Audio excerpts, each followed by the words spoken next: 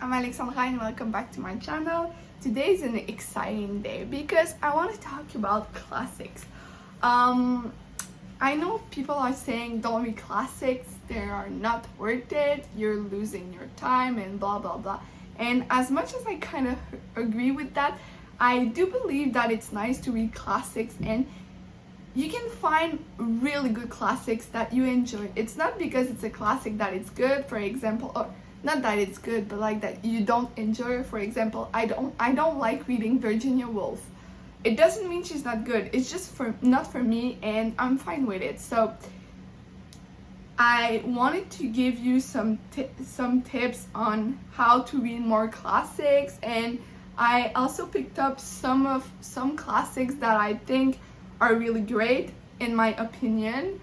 I'm not like, don't believe everything I say. It's not because I like the book that you're gonna enjoy it, but I just thought it would be fun to just talk about them. So first off, classics sometimes are really long and boring, and most of the time the writing is hard, especially if you're reading a book that is not in your first language. So I do believe that if you want to start reading classics, you should read them in your first language. And I'm sure you can find classics that were written in your first language. If you can't find any, it's fine to go with translations. But like sometimes reading books in English that were not published in English, especially classics, it's just really hard. For example, War and Peace, I wouldn't read it in Russian because my Russian is not good enough, but the writing, the English in that was not easy. So if you can read in your first language, not in translation, and then read some in translation if you're interested. Also try shorter books. Like there's a lot of short stories, novellas. You can find really short books. Let's say this is a classic. I'm not gonna show it to you, but like it's short, so it's anyway, it's a good start. Shorter books. Also, if you want to attempt a thick book, go for the audiobook. Every year I re-listen, or almost every year I re-listen to Anna Karenina, and it's a long one, and most of the time I'll just listen to it. I think the audiobook is something like 24 hours long, so you can start by it, do like 30 minutes every day, and boom, before you know it, you'll be done with that book. So also, when you're listening to an audiobook, I feel like you don't get the sense that you're never gonna finish the book, because like it's going faster than reading the book. So the audiobooks are a great way to just read more classics.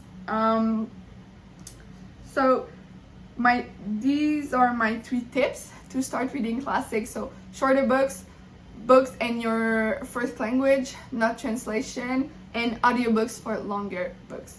Now I have picked up some classics that I think are worth it, and I'll just show them to you and explain why I think these are great. We'll start with more English classics. I have 2. So we have A Christmas Carol by Charles Dickens. The reason why I'm saying, oh, there was a bookmark. The reason why I'm saying I think you should read this is because it's fairly short, and I think most people like Christmas, or at least the vibe that's associated with Christmas. So this is a good way to start. Also, look at my edition. It is so pretty, and it's a good way to, let's say you want to read a classic in English, this is a great way to start, because sometimes, like for example Jane Austen, it can be really hard to read her.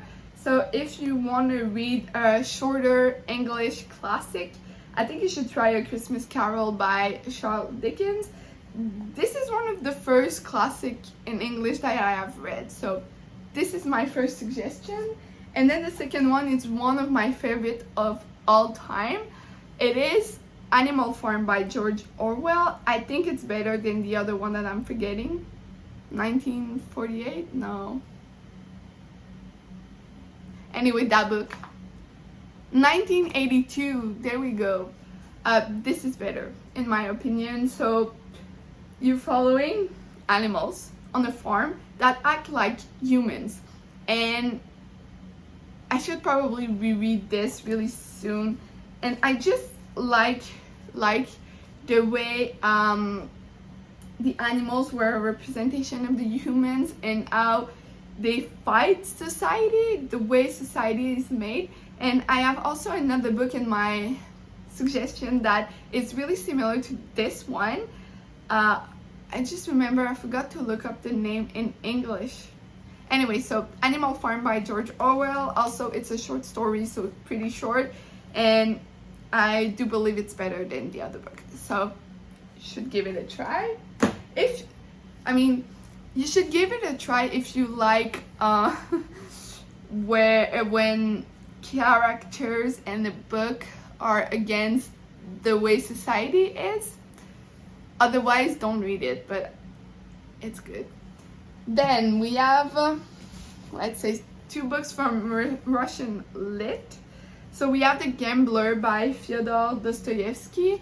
And the reason why I picked this one is not because it's my favorite or anything. It's just that it's a short one, and I know people are afraid of Russian lit because they are really, really big books. This one is a shorter one. I'm sure there are many others shorter Russian lit books, but this one I have read and I enjoyed it more than the other ones by this writer. So we have the brothers Karamazov and the other one I'm forgetting, but I have read those 2 and prefer this one. I think the reason is because it's really dark. Dostoevsky is really dark, and when it's really long like the other books, I just can't finish the books.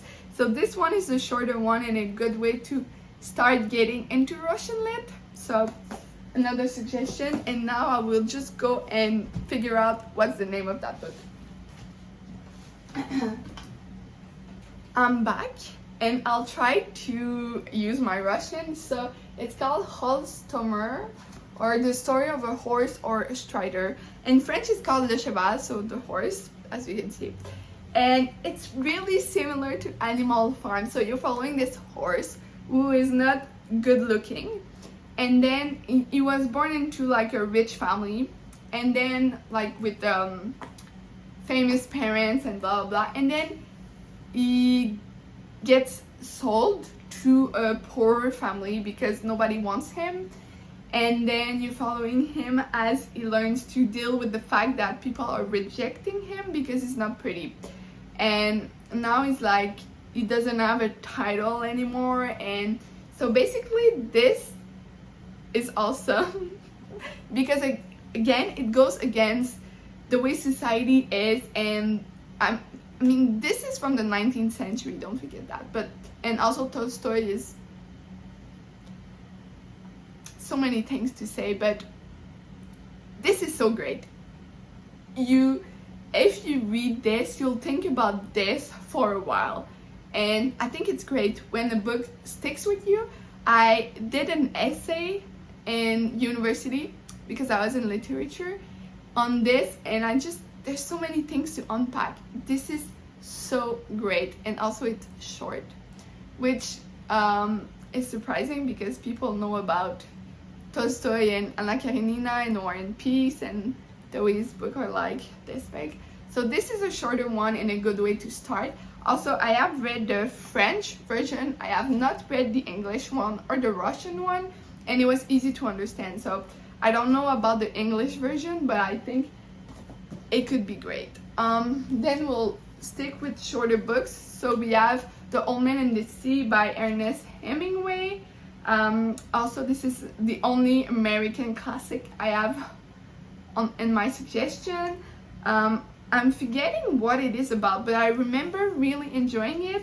It's really short. It has about 100 pages, but like it's big, so you can read it super fast. And also I feel like the American English is easier to understand than the England English in terms of classics, at least, because that's another story. But this was super easy to read, and also I read that when I was like, I don't know, 18 or 19. My English wasn't that good. Honestly, it wasn't good at all. So if I managed to read this and enjoy this without being bilingual, I think everybody can read this. So shorter book, American classic, and that was great. Okay, now let's move on with French literature. There are a lot of French classics. Some are worth it, some are not worth it. Also, there are shorter books.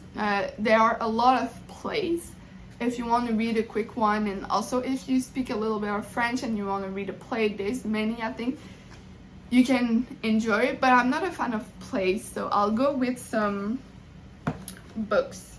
We'll start with the biggest one, Les Trois Mousquetaires de Alexandre Dumas, so The Three Musketeers by Dumas.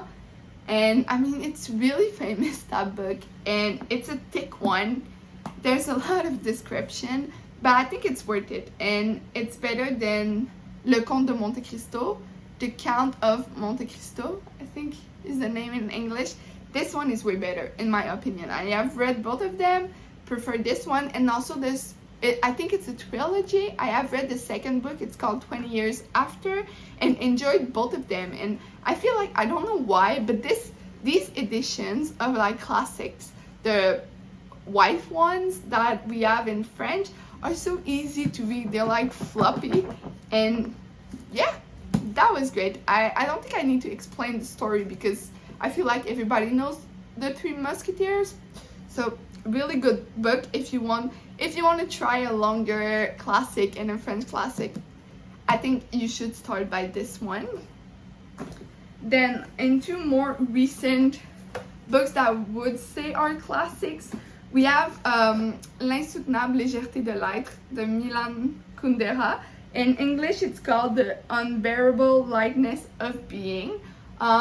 Recently, he passed away at 94 years old, and he was in Second World War.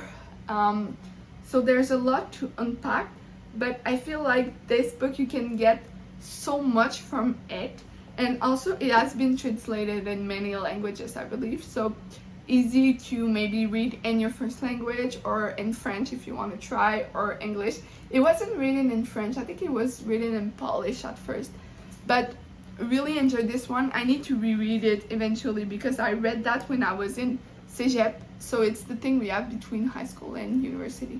I read that there and really enjoyed it, so I will try again, and I think you should read it. It's kind of short. I mean, it's less than 400 pages, so if you want to call that short.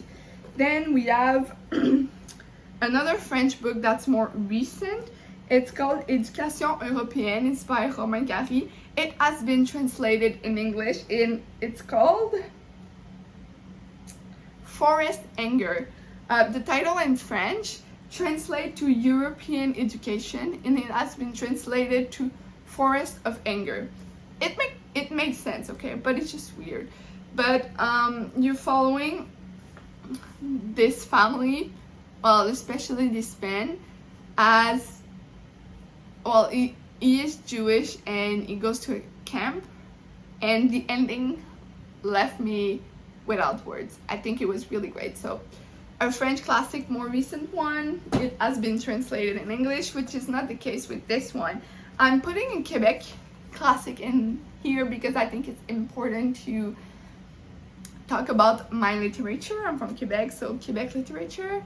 There are books that have been translated in English, but not this one. This is Les Fous de Bassin from Anne Hébert, and I read that in Cégep too and really enjoyed it.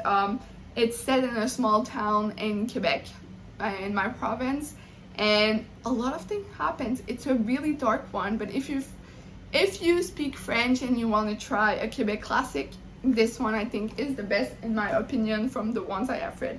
And now I just want to finish this video by telling you my favorite classic.